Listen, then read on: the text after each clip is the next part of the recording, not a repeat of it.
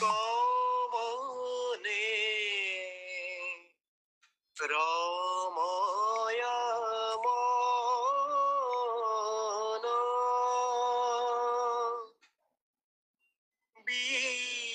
বিসুরি রহু বৃথা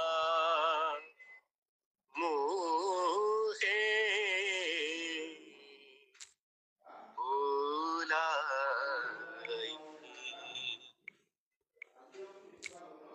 কমনে রময় মন বিসুরি রহু বৃথা মুহে ভুলাই রাম শরণ চিন্ত চিন্ত রাম শরণ চিন্ত চিন্ত মৃত্যু তরণ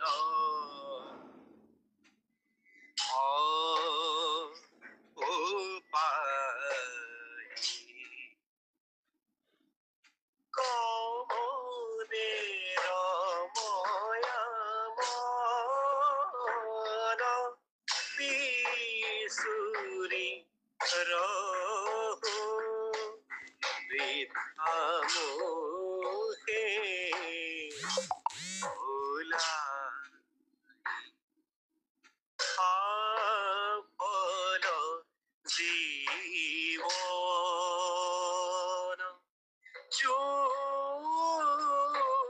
যজন্তু নিত্য জল্প তোরা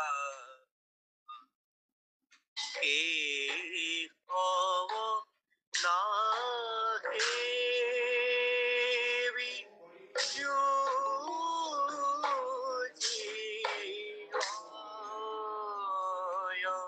চিত গীত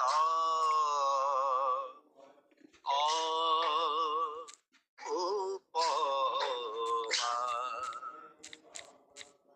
কমনে রময় মন বিসুরি রহু বৃথা মোহে ভুলাই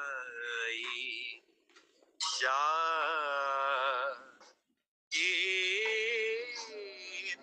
সা মেরি করতা গতি পাছো কি পাই সঙ্গ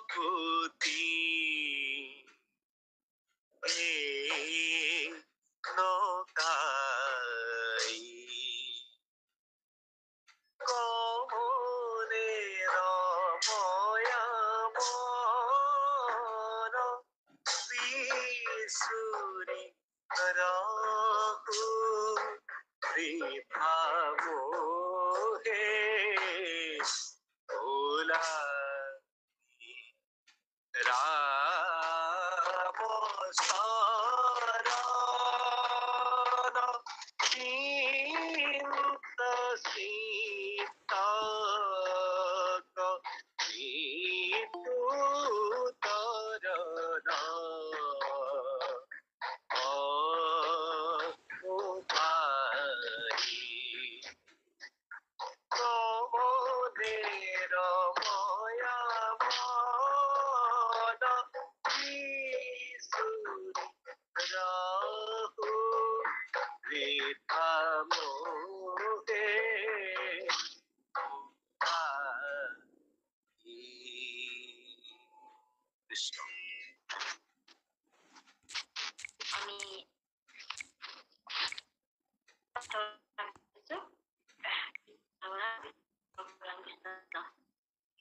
হৰি কোনেও বাক্য দক্ষৰা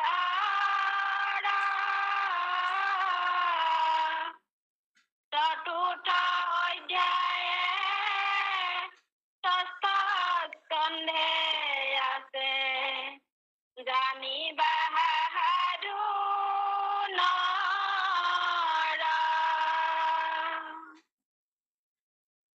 মাধৱ প্ৰতি দক্ষ প্ৰজাপতি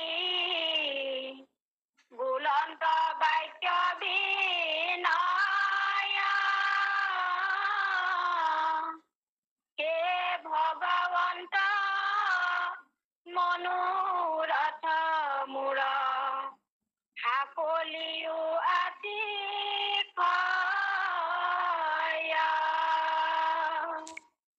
কৃষ্ণ কৃষ্ণ কৃষ্ণ মাধৱ মাধৱ সুন্দৰকৈ অনামিকাই পাঠ কৰিছে। এয়া আমি যোৱা সংখ্যাত প্ৰক্ৰূৰৰ বাক্য আমি ঈশ্বৰ নিৰ্ণয়ৰ প্ৰক্ৰূৰৰ বচনত এৰিছিলো আৰু এতিয়া আৰম্ভ কৰিছে অক্ৰূৰৰ বাক্য থৈলুহু সংহৰি শুনিও বাক্য দক্ষৰ। এই প্ৰজাপতি দক্ষ, এতিয়া দক্ষ প্ৰজাপতিয়ে প্ৰভু ভগৱন্তক কব, কি কব আমি পিছত জানিম। ক'ত আছে কথাটো? চতুৰ্থ অধ্যায়ে ষষ্ঠ স্কন্ধে আছে। ষষ্ঠ স্কন্ধৰ চতুৰ্থ অধ্যায়ত আছে। আৰু মাধৱকৰ প্ৰতি দক্ষ প্ৰজাপতি বলন্ত বাক্য বিনয়। ভগৱন্ত মাধৱক দক্ষ প্ৰজাপতিয়ে বিনয় ভাৱে কৈছে, হে ভগৱন্ত মনোৰথ মোৰ সাফলিও আতি হয়। মোৰ মনোৰথ তুমি পূৰণ কৰি দিয়া, এই বুলি তেওঁক এতিয়া মনোৰথ সফল হবৰ কাৰণে স্তুতি কৰিব। তেওঁক কি বুলি কৰে আমি শুনিম। কৃষ্ণ।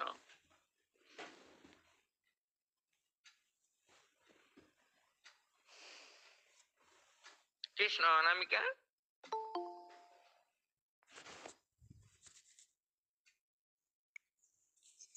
কৃষ্ণ দেউতা। পঢ়া তেনেকে একোট একোটকে পঢ়ি গৈ যোৱা। হয় হয়। কৃষ্ণ কৃষ্ণ কৃষ্ণ।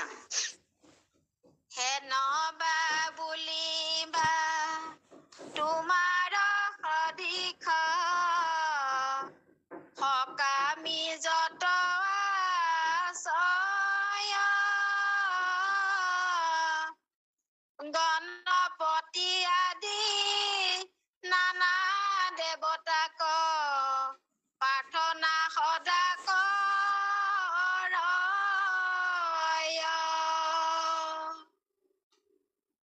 তাক সম্বা এৰি কৃষক আমাৰ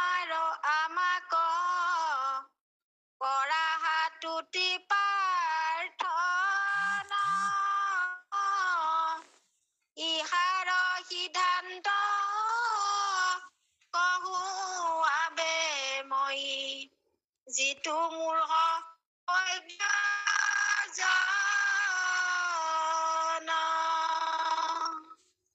এই দক্ষই ভগৱন্তক যে ক'লে যে প্ৰভু তুমি মোৰ মনোৰথ পূৰ্ণ কৰা, এই বুলি প্ৰাৰ্থনা কৰিলে। আৰু তেতিয়া তেওঁ নিজেই যুক্তি দিছে যে মোৰ কিবা আশা আছে, মোৰ মনোৰথ সিদ্ধিৰ কাৰণে মই তোমাক প্ৰাৰ্থনা কৰিছো। প্ৰভু তুমি মোক এইদৰে ক'ব পাৰা যে তোমালোকৰ দৰে যিসকলে কিবা বস্তু আশা কৰে, আশা কৰি যিসকলে প্ৰাৰ্থনা কৰে, তেওঁলোকে এই গণেশ আদি দেৱতাক, কাৰণ অৰ্থ লোভে বা কিবা পাবলৈ যিবোৰে আশা কৰে, সেইবোৰে প্ৰথমতে গণেশকহে তাৰমানে গণেশ আদি দেৱতাক পূজা কৰে। আৰু গণেশে বিঘ্নি নাশক, গতিকে সৰ্ব অগ্ৰে গণেশক পূজা কৰে, সেইটো বিধান, সেইমতে কৰে। গতিকে যদি তুমি মোক সেইদৰে কোৱা যে তোমালোকে যিসকলে তোমাৰ দৰে কিবা মনোৰথ আশা কৰে, সিদ্ধিৰ কাৰণে বিচাৰে, সেইসকলে মোক নকৈ গণেশ আদি দেৱতাকো কৰিব পাৰে। যদি এইদৰে তুমি কোৱা তেতিয়াহ'লে মই তাৰ উত্তৰটো দিওঁ, শুনা। এতিয়া উত্তৰটো দিব, কি উত্তৰ দিয়ে আমি চাওঁ। যে গোসাঁইক কৈছে, যদি প্ৰভু তুমি মোক কোৱা যে তোমালোকৰ দৰে যিসকলে সকামী মানুহ, তেওঁলোকে সদায় গণেশক তাৰমানে পূজা কৰে, আৰু সেই পৰম্পৰাটো তাৰমানে বৈদিক ধৰ্মত চলিয়ে আছে। সদায় তাৰমানে এই বেদৰ সকামী কৰ্মবোৰ ধনং দেহি, শিও দেহি, যশো দেহি, এইদৰে তাৰমানে প্ৰাৰ্থনা কৰে। আৰু সেইবোৰ কৰাৰ আগতে গণেশ আকৌ বিঘিনি নাশক, গতিকে গণেশক পূজা কৰিবলগীয়া হয়। সেইটো আৰু চলিয়েই আহিছে নিয়ম। আৰু সেই গণেশক পূজা নকৰিলে তাৰমানে বিধি পথালি দিয়ে কৰ্মত, সেইকাৰণে গণেশক পূজা কৰিব লাগে। আৰু আমাৰ মহাপুৰুষ কৃপালু গুৰুজনৰ প্ৰথম লিখনি হৰিচন্দ্ৰ উপাখ্যানত এই হৰিচন্দ্ৰক তাৰমানে গণেশে নানা দুৰ্গতি কৰিলে গণেশক পূজা নকৰাৰ কাৰণে। আৰু সকলোৱে গণেশক আগ ধৰি পূজা কৰে, কিন্তু এওঁক যেতিয়া ক'লে যে তুমি গণেশক পূজা কৰা আগ ধৰি বুলি যেতিয়া পুৰোহিতে ক'লে, আৰু তেতিয়া তেওঁ ক'লে যে মই এইটো কাম কেতিয়াও নকৰোঁ। তেতিয়া ক'লে যে এইটো নিয়ম, নহ'লে গণেশে তোমাক বিঘিনি কৰিব। এই বুলি কোৱাত হৰিচন্দ্ৰই কৈছিলে যে ওকণিৰ ভয়ে কোনে মুণ্ডি আছে কেশ, ওকণি মূৰত থাকিব, সেইকাৰণে চুলি থাকিলেহে ওকণি থাকিব, তাৰ ভয়ত কোনোবাই চুলিবোৰ খুৰাই পেলায় নেকি? গতিকে মই কেতিয়াও বিঘিনিৰ ভয়ত, ওকণি স্বৰূপ বিঘিনিৰ ভয়ত মই চুলি নুখুৰাওঁ, অৰ্থাৎ মই পূজা নকৰোঁ। এই কাহিনীটো হৰিচন্দ্ৰ এক শৰণীয়া, এক ঈশ্বৰৰ বাহিৰে আনক তেওঁ পূজা নকৰে। সেই কথাটো গণেশক পূজাৰ, সেইকাৰণে এতিয়া যে তুমি মোক ক'ব পাৰা যে তোমাৰ দৰে আশাবাদীসকলে, সকামী কৰ্মীসকলে গণেশক পূজা কৰিবলৈ, গণেশ আদি দেৱতা, তাৰমানে প্ৰথমতে গণেশক কৰে, তাৰপিছত পঞ্চদেৱতা পূজা কৰে, এনেকুৱা। সেইবোৰ যদি তুমি মোক সেইদে কোৱা, তেতিয়া মই তাৰ উত্তৰটো দিওঁ, শুনা। এতিয়া কি দিব উত্তৰটো আমি পিছত শুনিম। কৃষ্ণ। হয়, কৃষ্ণ। যেই যেই দেৱ মানস কৰয়, তাৰ বুদ্ধি অনুসাৰে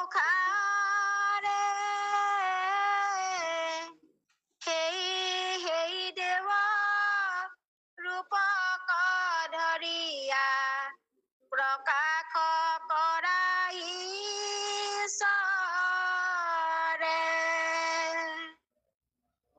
যেন বায়ু নানা পুষ্প গন্ধ লয়া বাখে নানা গন্ধ ছয়া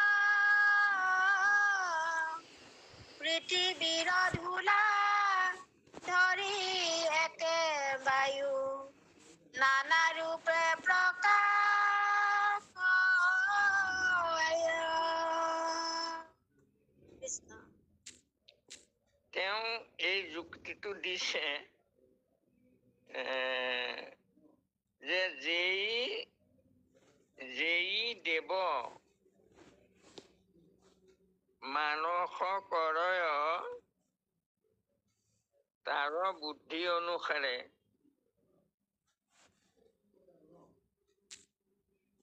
তাৰমানে যি দেৱতাক পূজা কৰে আৰু পূজা কৰোঁতে তাৰ নিজৰ বুদ্ধি অনুসাৰে তাৰমানে পাৰ্থকসকলে তেওঁলোকৰ বুদ্ধি অনুসাৰে যি দেৱতাক পূজা কৰে সেই দেৱ ৰূপকো ধৰিয়া প্ৰকাশ কৰা ঈশ্বৰে আৰু সেই দেৱতাবোৰক ঈশ্বৰেহে প্ৰকাশ কৰায়। আচলতে পৰমাৰ্থিক কথাটো হ'লে এইটো যে ঈশ্বৰ অবিহনে কোনেও তাৰমানে কাকো একো বস্তু দিব নোৱাৰে। যে প্ৰকাৰান্তৰে ঈশ্বৰে তেওঁলোকক চৈতন্য শক্তি প্ৰদান কৰি থকাৰ কাৰণেহে তেওঁলোকে কিবা এটা আনক দিব পাৰে বা দিয়ে, কিন্তু সেইটো তেওঁলোকে দিব পৰা বস্তু নহয়। কাৰণ ব্ৰহ্মা আদি দেৱতাসকল মায়া সজ্জাত সকলো ঘুমতি গৈ যায়, তেওঁলোকে নিজে একো কৰিব নোৱাৰে। এতিয়া তিনি গুণে তিনি মূৰ্তি একে ভগৱন্ত, যদ্যপি ভজনী হয় তিনিও ঈশ্বৰ, তথাপিতো বিষ্ণুতেহে সিদ্ধি মনুষ্যৰ বুলি কোৱা হয়। আৰু তেওঁলোক জড় মানে কি, যে ঈশ্বৰ হৃদয়ত তেওঁলোকৰ ঈশ্বৰ নাথাকিলে তেওঁলোকে একো কৰিব নোৱাৰে। ঈশ্বৰ অবিহনে আত্মা অবিহনে তেওঁলোক জড়, আৰু আমি সকলোৱে জড়। আত্মা থকালৈকে আমি চৈতন্য। গতিকে আমি আত্মা থকালৈকে আমাৰ চকুৱে দেখে, কাণে শুনে, হাতে চুৱে, ভৰিয়ে যায়। আৰু কিন্তু যেতিয়া আত্মা নাইকিয়া হয় তেতিয়া হাত থাকে কাম কৰিব নোৱাৰে, মুখ থাকে কথা ক'ব নোৱাৰে, চকু থাকে দেখিব নোৱাৰে, কাণ থাকে শুনিব নোৱাৰে। গতিকে সেই পৰমাৰ্থিক কথাটো ইয়াত কৈছে যে যেই দেৱতাক যি আশা কৰি পূজা কৰে সেই তেওঁলোকেও পূজা যদিও দিয়ে সেয়া ঈশ্বৰ তেওঁলোকৰ হৃদয়ত থকালৈকেহে তেওঁলোকে দিব পাৰে। এইটো কৈছে প্ৰকাশ কৰা ঈশ্বৰে কৃষ্ণ। হয়, কৃষ্ণ কৃষ্ণ। এহি মতে হৰি দেৱৰূপ ধৰি দিয়া যাক যেন ফল, হেনয় ঈশ্বৰে মনোৰথ যত কৰিও মোৰ সফল।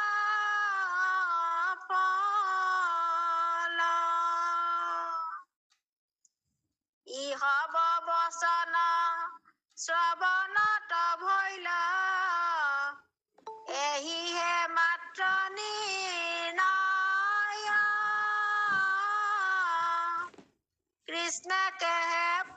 কৃষ্ণহে পৰম উপাস্য দেৱতা, ভজনীয় অতিশয়।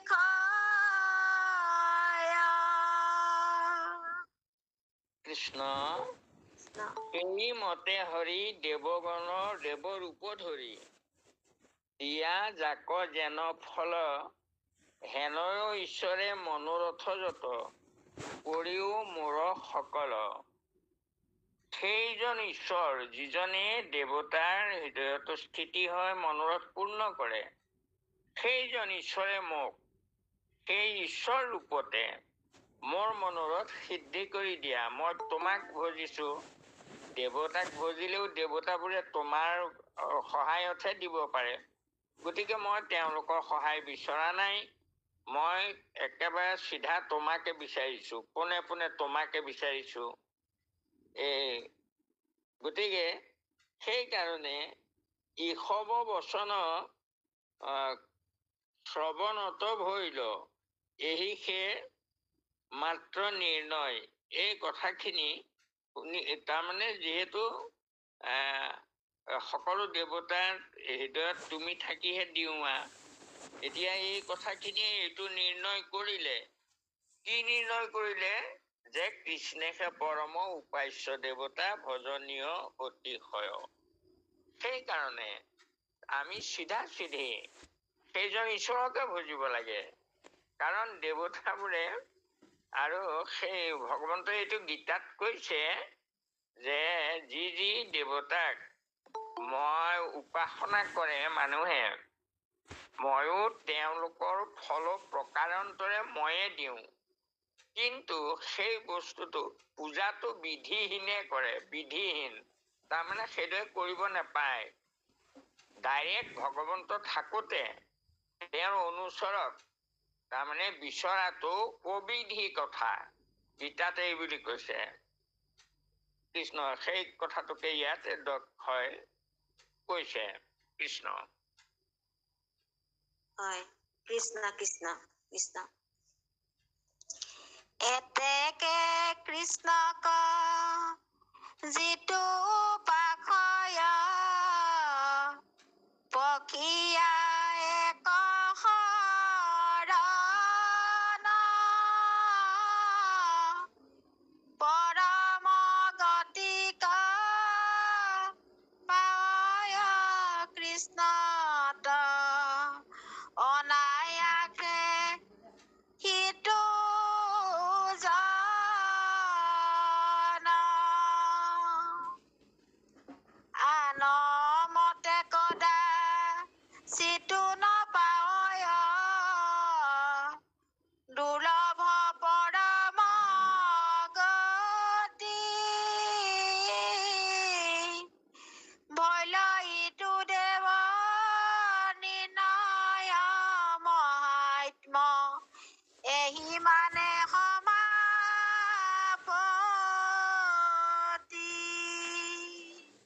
কৃষ্ণই এতেকে কৃষ্ণক যিটো উপাসয় পখিয়া এক শৰণে, যিসকলে এক শৰণ হৈ ঈশ্বৰত আশ্ৰয় গ্ৰহণ কৰে আৰু পৰম গতিক পাৱয় কৃষ্ণত অনায়াসে,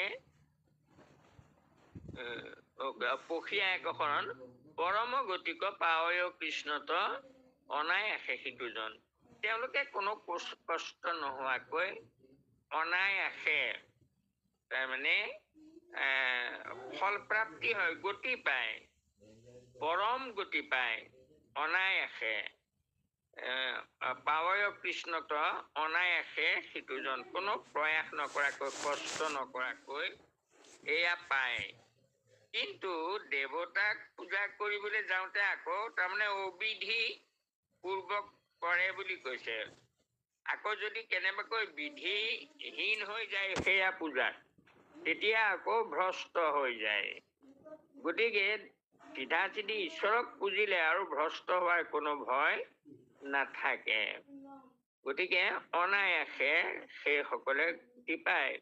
আন মতে কদাচিতো নপাৱয় দুৰ্লভ পৰম গতি।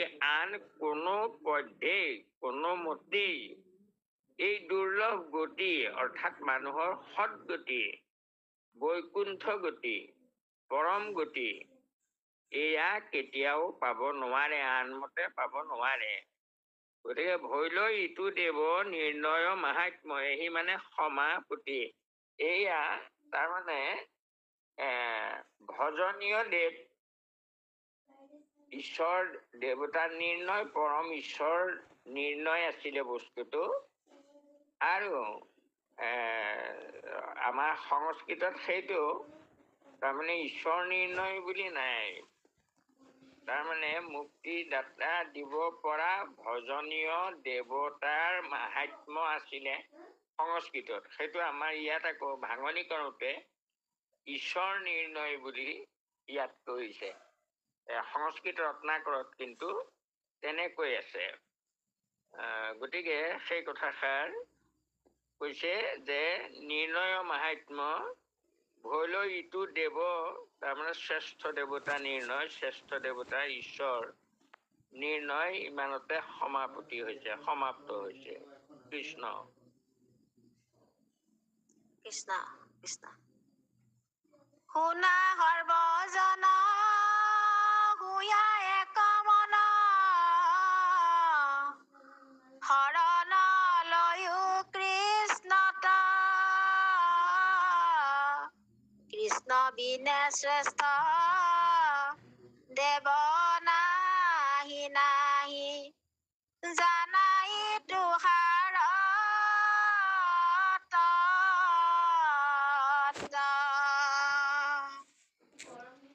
সমস্ত শাস্ত্ৰৰ পৰম সন্মত, কৃষ্ণেহে পৰম দেৱ, জানিয়া যতনে কৃষ্ণৰ চৰণে, সদায় কৰিও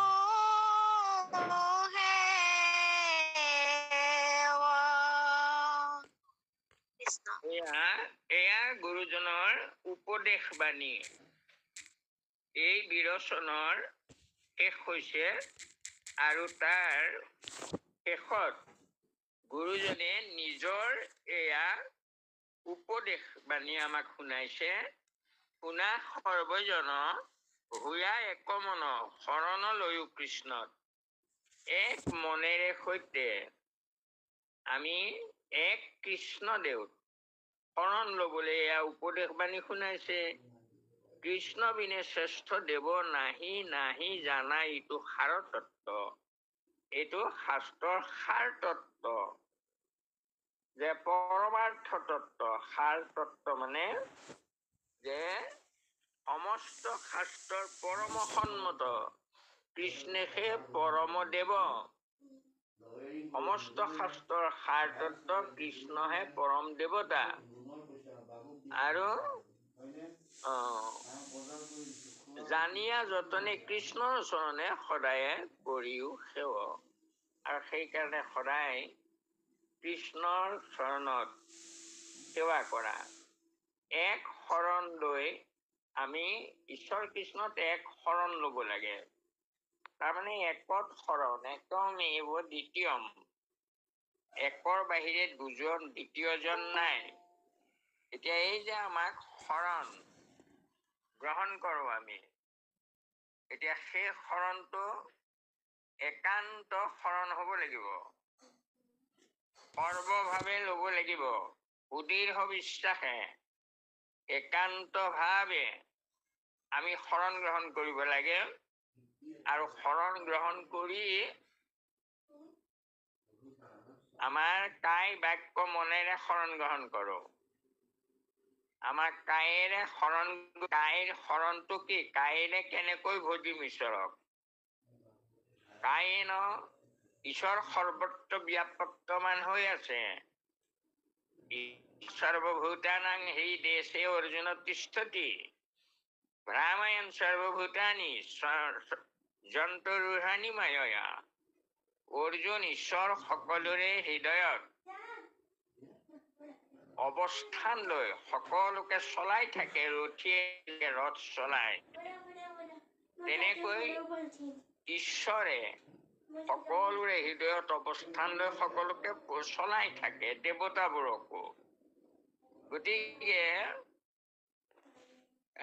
তমেব শৰণং গচ্ছ সৰ্বভাৱিন ভাৰত, তুমি সেই ঈশ্বৰতে শৰণ গ্ৰহণ কৰা। তোমাৰ মনে সেই ঈশ্বৰত শৰণ লোৱা, ঈশ্বৰলে মনটো দি দিয়া। কাৰণ তোমাৰ হৃদয়ত আত্মাৰূপে ঈশ্বৰো আছে আৰু এইফালে জড় দেহটোও আছে।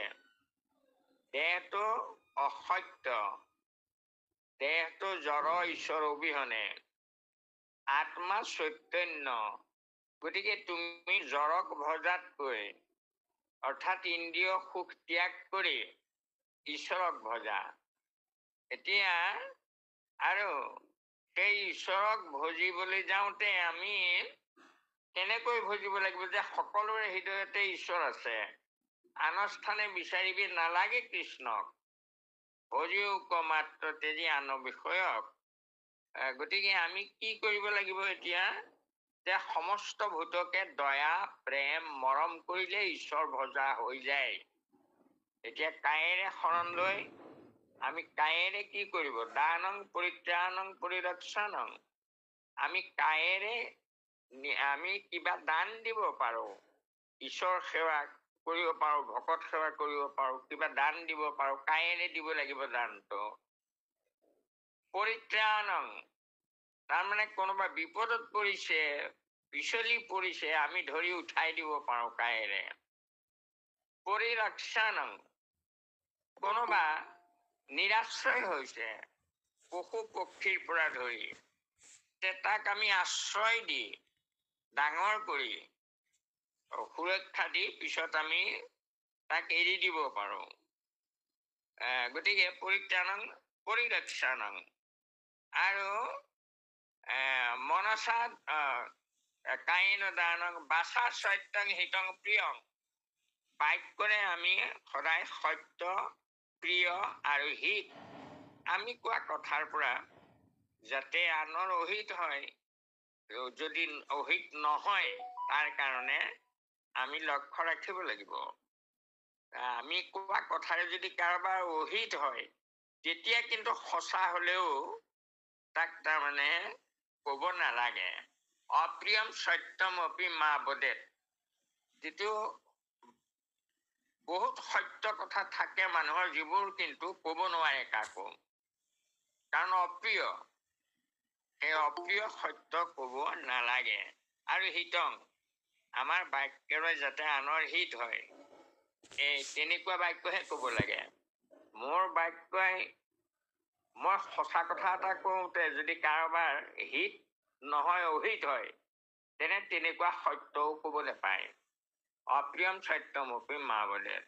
এটা উদাহৰণ আছে যে এজন ঋষিয়ে তপস্যা কৰি আছে, কেইটামান ডকাইতে এজন নিৰীহ মানুহক মানে খেদি নিছে তেওঁৰ ধন পইচা হৰণ কৰিবৰ কাৰণে তেওঁৰ হাতৰ। আৰু মানুহজন ফোপাই জোপাই গৈ তপস্যাৰত ঋষিজনৰ সন্মুখেদি গল। তাৰ ঋষিজনে চকু মেলি দেখিলে যে এজন মানুহ দৌৰিছে। তাৰ দৌৰি তাৰ মানুহজন পিছলে চাই এটা জোপোহাত তাৰমানে হাবিত তেওঁ লুকাই দিলে। তাৰপিছত এই খেদি নিয়া যিকেইটা ডকাইত, সিহঁতে গৈ ঋষিক কলেগৈ যে ঋষিৰাজ, আপুনি এইফালে মানুহ এটা যোৱা দেখিছিলে না? আপুনি নিশ্চয় দেখিছে এইপিনে দিয়ে মানুহ এটা গৈছে। তেতিয়া সেই ঋষিজন চিন্তাত পৰিলে যে মইতো দেখিছো এতিয়া। গতিকে সত্য কব লাগে সদায়। গতিকে মই এতিয়া মানুহজন দেখিছো, নাই দেখা বুলি কেনেকে কম? মই নৰকলে যাম। এই বুলি ভাবি পেলাই তেওঁ সেই ডকাইত কেইটাক কৈ দিলে যে মানুহটো দেখিছিলো সেই জোপাত সোমাই আছে। আৰু ডকাইতে গৈ সেই মানুহজন মাৰি তেওঁ টকা পইচা লৈ গল। আৰু এই ঋষিজন তাৰমানে যোগভ্ৰষ্ট হৈ নৰকলে গল। গতিকে সেইকাৰণে কোৱা হয়, আনৰ অহিত হোৱা কথা সঁচা হলেও তাৰমানে কব নালাগে। কৃষ্ণ। গতিকে সেয়া বাচা সত্যং হিতং প্ৰিয়ং। আৰু মনসা দয়া অস্পৃহা শ্ৰদ্ধা চিতি। আমাৰ মনেৰে অস্পৃহ হ'ব লাগে, দয়াবান হ'ব লাগে।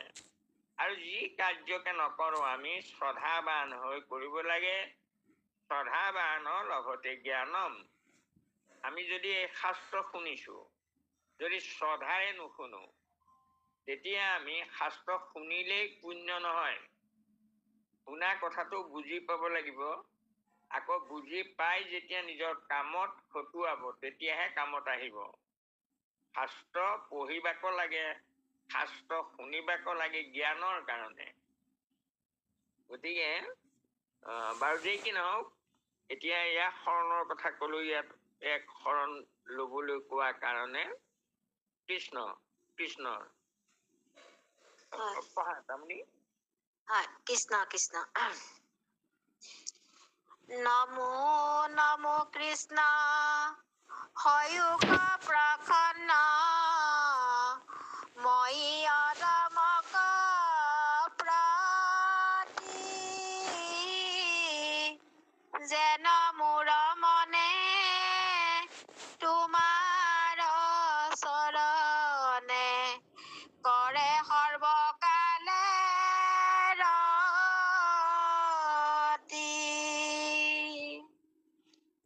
তজু গুণ নাম ধৰ্ময় অনুপম মুখে মোৰ নচাৰু এৰি আন কাম বোলা ৰাম ৰাম যত সামাজিক লোক।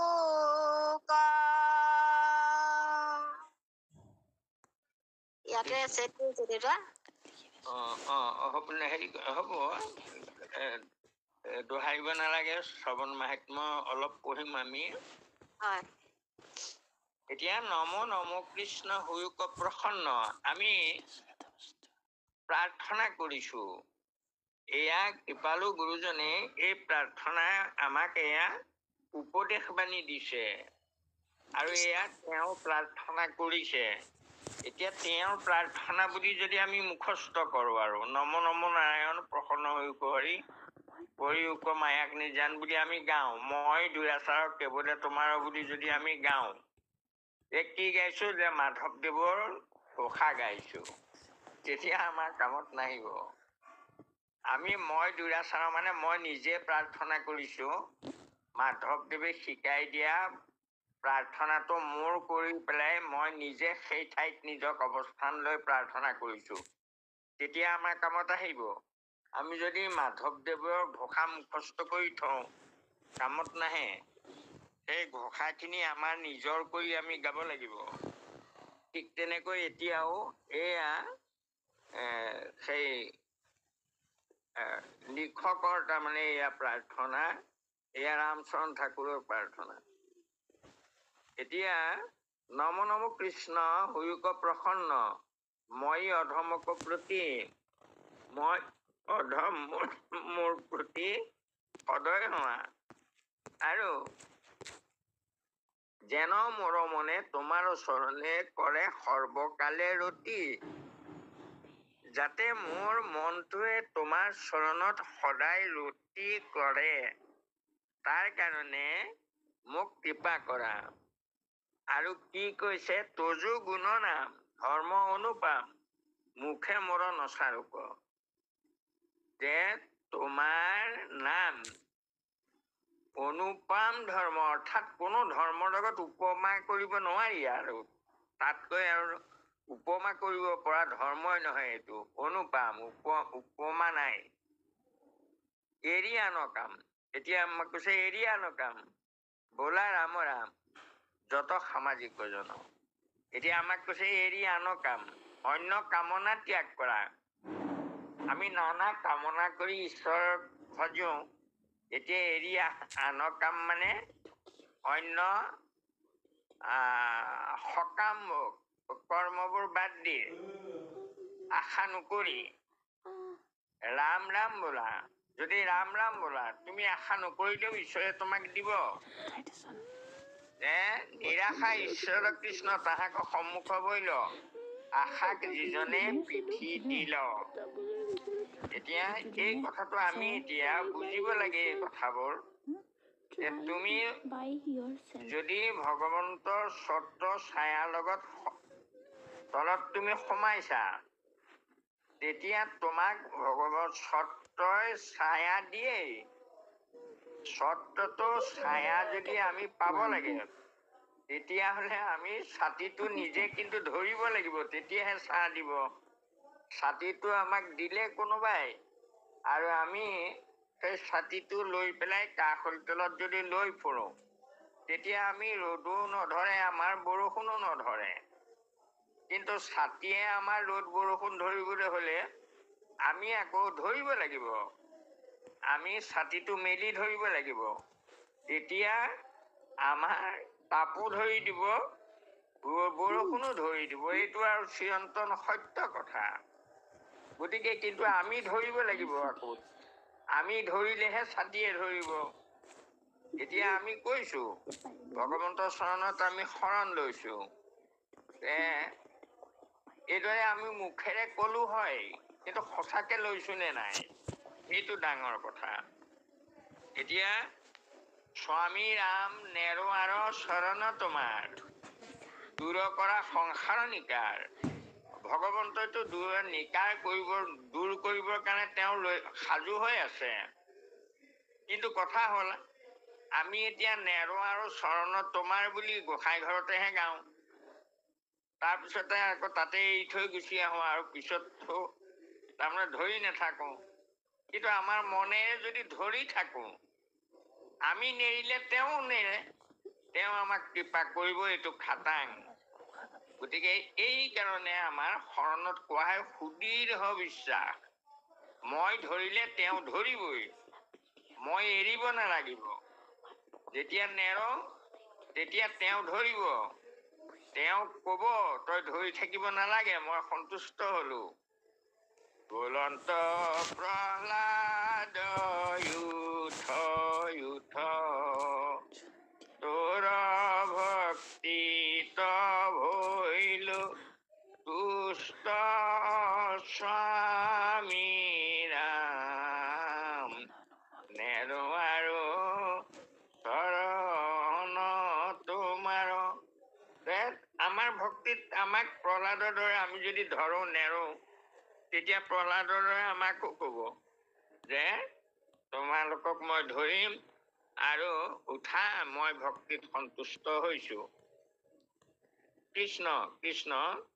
এতিয়া আমাৰ এই শ্ৰৱণ মাহাত্ম্য হব পদচন্দৰ, তাৰো অকণমান যাওক। আৰু আমাৰ অনামিকাই আজি প্ৰথম পঢ়িছে, কৃষ্ণ পঢ়িছে।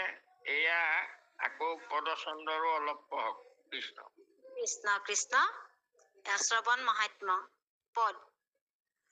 ঈশ্বৰ কৃষ্ণৰ গুণ নামৰ কৰ্মৰ, শ্ৰৱণ মাহাত্ম্য আছে শুনা সবে নৰ। যেন মতে কৰিবা লাগয় শ্ৰৱণ, পৰীক্ষিত বাক্য তাৰ শুনিও কাৰণ। এয়া শ্ৰৱণ মাহাত্ম্য। ঈশ্বৰ কৃষ্ণৰ গুণ নামৰ কৰ্মৰ, ভগৱন্তই অৱতাৰ যে ধৰে, কৃষ্ণই কেলে অৱতাৰ ধৰে, মৎস্য কুৰ্ম আদি মই নানা ৰূপ ধৰো, ভকতে যিমত বাঞ্চে সেই কৰ্ম কৰো, মোৰ জন্ম কৰ্ম গাই নিষ্ঠৰে সংসাৰ, এই কাৰণে মই ধৰো অৱতাৰ। মই অৱতাৰ ধৰা দৰকাৰ নাই, কিন্তু ভকতে, মই যদি অৱতাৰ ধৰি লীলা নকৰো, ভকতে কি গাব, কি শুনিব? আৰু যেতিয়া মই নেগাব, নুশুনিব, তেতিয়া জীৱবোৰ কেনেকৈ উদ্ধাৰ হব? গতিকে মই সেইকাৰণে সগুণ হওঁ, লীলা কৰো, মোৰ জন্ম কৰ্ম গাই নিষ্ঠৰে সংসাৰ। আৰু এতিয়া আমি কি গাওঁ, শ্ৰৱণ কৰো। শ্ৰৱণ কৰি পৰীক্ষিতে অকল শ্ৰৱণ কৰিলে নবিধ ভকতিয়ে পৰীক্ষিত মুক্ত হৈ গল, দেখুৱাই দিলে, শ্ৰৱণতে পাইলে, গতিকে পৰীক্ষিত নিপতি। গতিকে এতিয়া আমাক শ্ৰৱণ মাহাত্ম্য কব। এতিয়া ঈশ্বৰৰ কৃষ্ণৰ গুণ নামৰ কৰ্মৰ, ঈশ্বৰৰ এই অৱতাৰ ধৰি তেওঁ যি গুণ, তেওঁ যি লীলা কৰিলে, তেওঁৰ যিখিনি গুণ, এয়া শ্ৰৱণ মাহাত্ম্য আছে শুনা সবেনৰ। সেই ঈশ্বৰৰ গুণ লীলা শ্ৰৱণৰ মাহাত্ম্য আছে, আৰু সেই মাহাত্ম্য আমাক কব এতিয়া। যেনমতে কৰিবাক লাগয় শ্ৰৱণ, পৰীক্ষিত বাক্যেটাৰ শুনিও কাৰণ।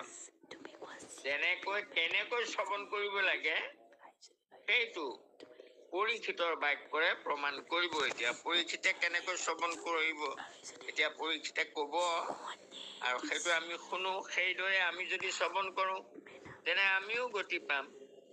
কৃষ্ণ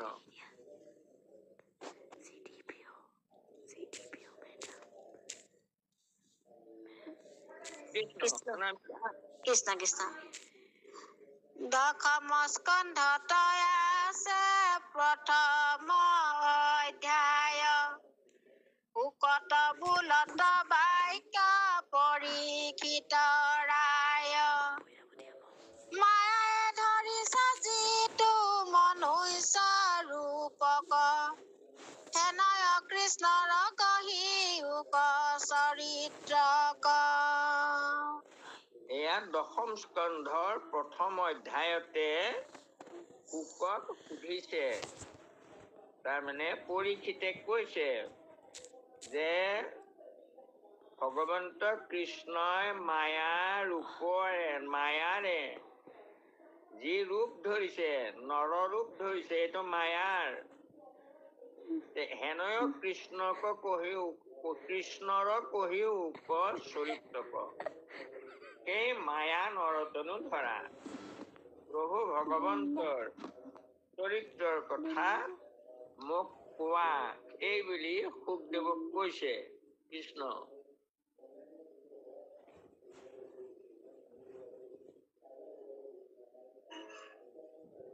কৃষ্ণ কৃষ্ণ দেউতা। ৰবা, ঠিকে আছে। পঢ়িও কাৰণ দশম স্কন্ধটো আছে প্ৰথম অধ্যায়ে, উকত বলন্ত বাক্য পৰীক্ষিত ৰায়। পৰীক্ষিতে সুধিছে মায়ায়ে যিটো মনুষ্য ৰূপ ধৰিছে, সেই কৃষ্ণৰ মোক চৰিত্ৰ কোৱা। কাৰণ কৃষ্ণৰ চৰিত্ৰ শ্ৰৱণ কৰিলে তেওঁ মানুহে গতি পায়, মুক্তি পায়। গতিকে শ্ৰৱণ কৰিবলৈ শুকদেৱক কৈছে কৃষ্ণ, কবলৈ কৈছে, তেওঁ শ্ৰৱণ কৰিব। কৃষ্ণ কৃষ্ণ কৃষ্ণ। বহি মুখ অহংকাৰী লোক সমস্তক, কাল ৰূপে দেন্ত সদা ঘোৰ সংসাৰক। অন্তৰ্দৃষ্টি লোক যত কৃষ্ণক জানন্ত, তাক বাক অন্তৰ্যামী ৰূপে মুখ্য দেন্ত। এই বহিৰ্মুখী অহংকাৰী লোক সমস্তক, তাৰমানে আমাক কি কৈছে কথাটো, অন্তৰ্মুখী হব লাগে। আমাৰ হৃদয়ত ভগৱন্ত আছে। কেনেকৈ আছে?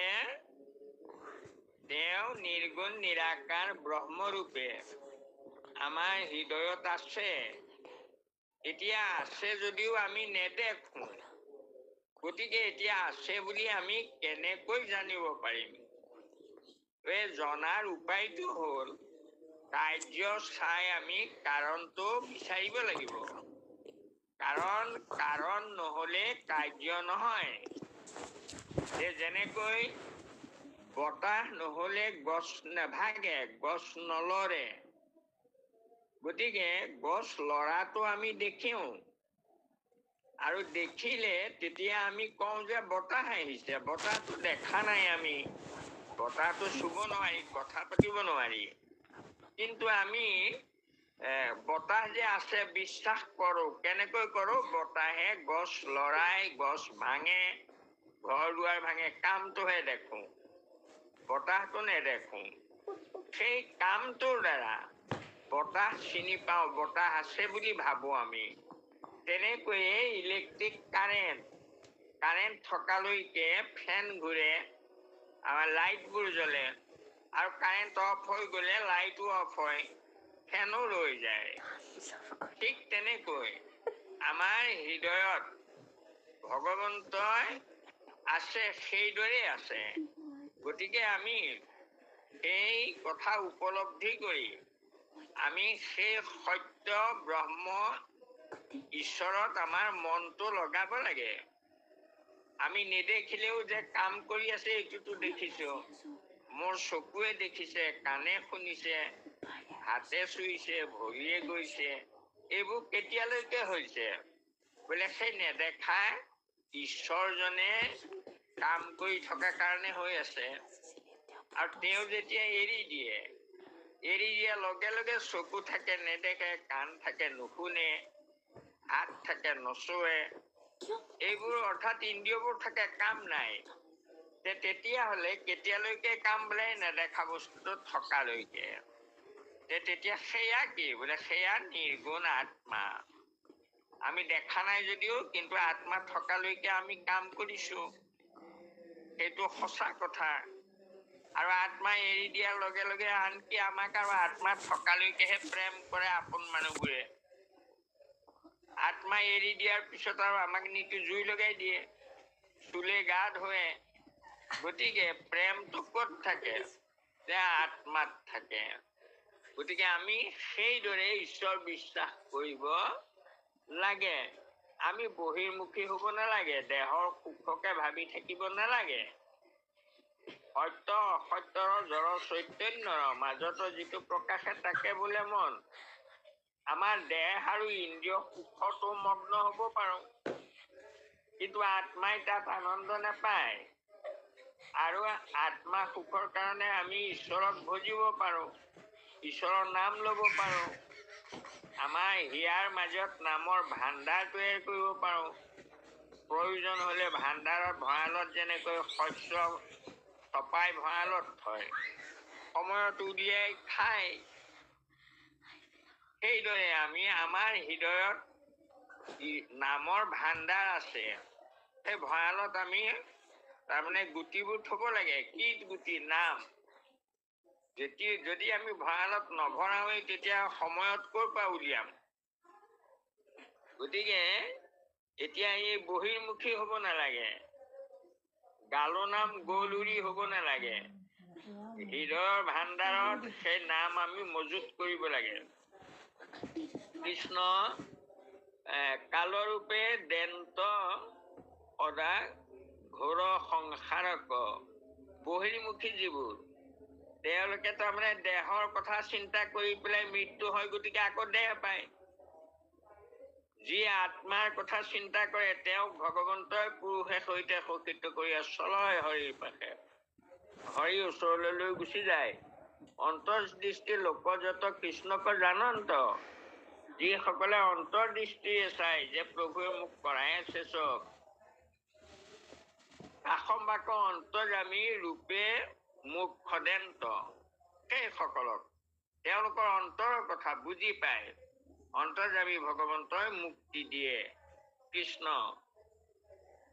এতিয়া কথা হল আমি সকলো অন্তৰ্মুখী মানে আমাৰ ভিতৰত যে আত্মা আছে, নেদেখিলেও যে আছে, সেইটো আমি তাৰ কাৰ্য চাই কাৰণটো আমি ধৰি লব লাগিব। আমাৰ ভাগৱতৰ 1 নম্বৰ শ্লোক সেইটোৱে, কাৰ্য চাই কাৰণ জিজ্ঞাসা কৰা। কৃষ্ণ কৃষ্ণ। কৃষ্ণ কৃষ্ণ।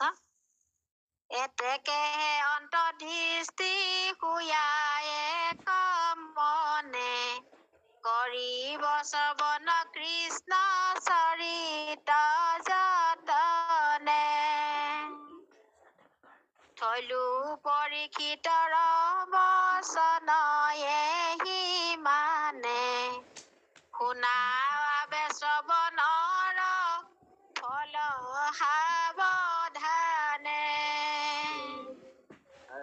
সেইকাৰণে এই ওপৰত ক'লে কথাটো অন্তৰ্দৃষ্টি লোকক ভগৱন্তই গতি দিয়ে। এই পৰীক্ষিতৰ বাক্য যে শুক কৈছে সেয়া এই এতিয়া ওলাইছেগে আচল কথাখিনি। গতিকে সেইকাৰণে এতেকে অন্তৰ্দৃষ্টি হৈ আকৌ মানে কৰিব কৃষ্ণৰ চৰিত্ৰ যতনে সেই অন্তৰ্দৃষ্টি হৈ ঈশ্বৰৰ কথা শ্ৰৱণ কৰিব।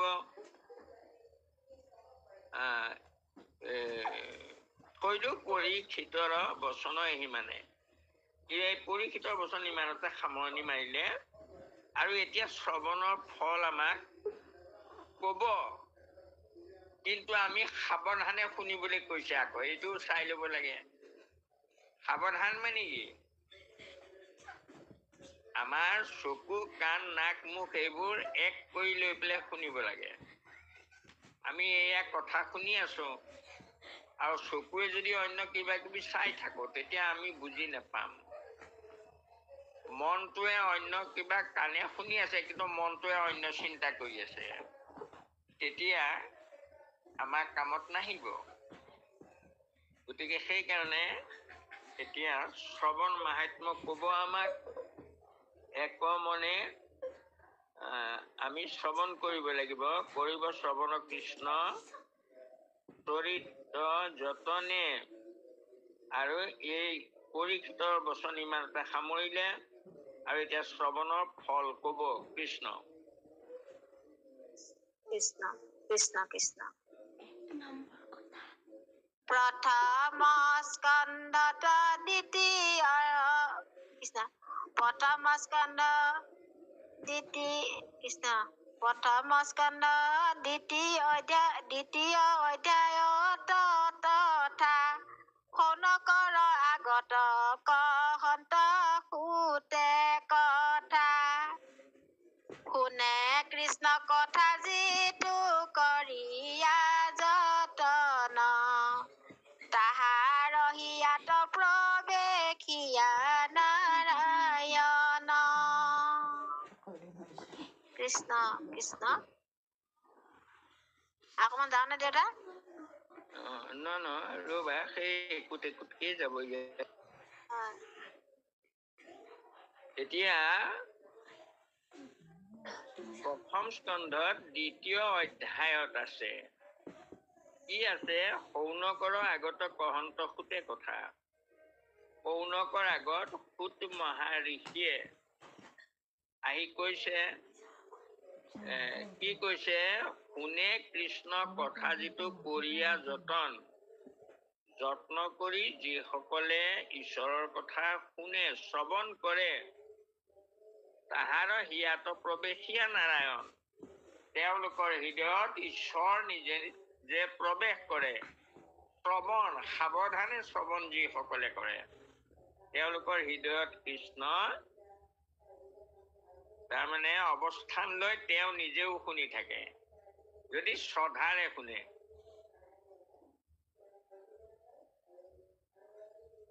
কৃষ্ণ হ'ব পঢ়া।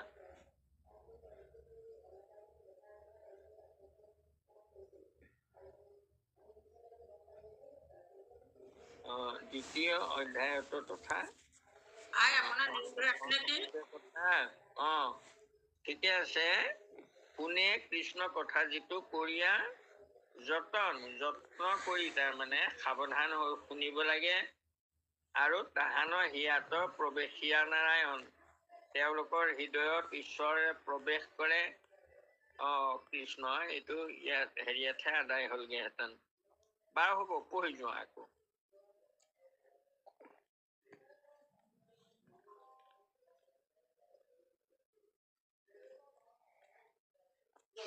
এগৰাকী মিউট হৈ আছে কৃষ্ণ। মিউট হৈ আছে নেকি? তামুলীয়া আপোনাৰ নিউট হৈ আছে, খুলি লওক নিউটটো। কৃষ্ণ তামুলীয়া